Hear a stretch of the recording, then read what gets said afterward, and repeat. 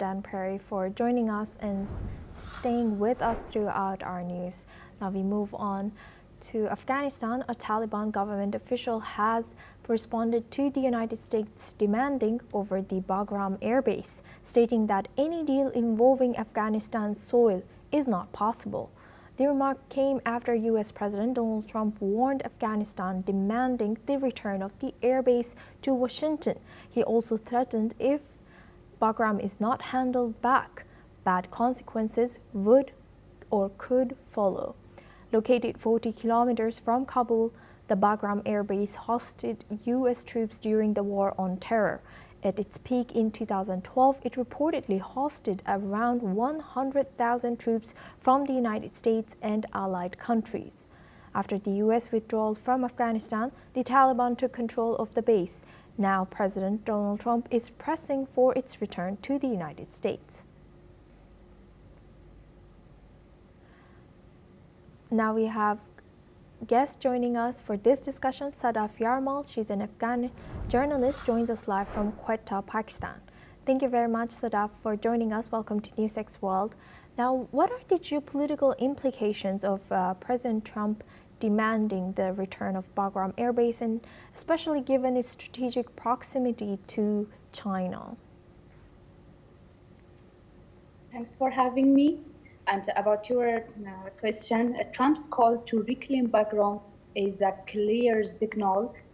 Of Washington intent to reassert military influence in Afghanistan. The base holds a unique strategic value for Washington. It is near China's western frontier, close to Pakistan's nuclear belt, and within reach of Central Asia. Such a move would challenge China's growing presence in the region, alarm Russia and Iran, and potentially internationalize Afghanistan once again.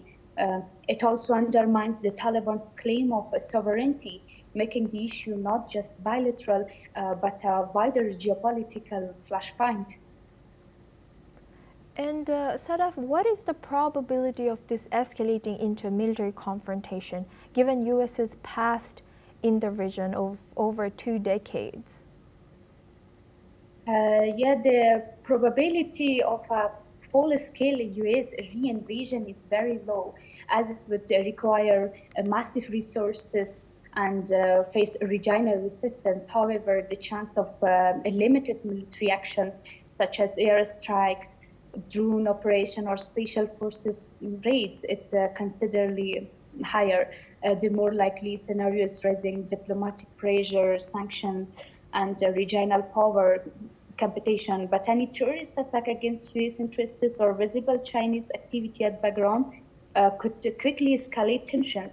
In short, large war is unlikely, limited conflict and heightened tensions are realistic. Thank you very much, Sadaf, for joining us and sharing that insight all the way from Quetta.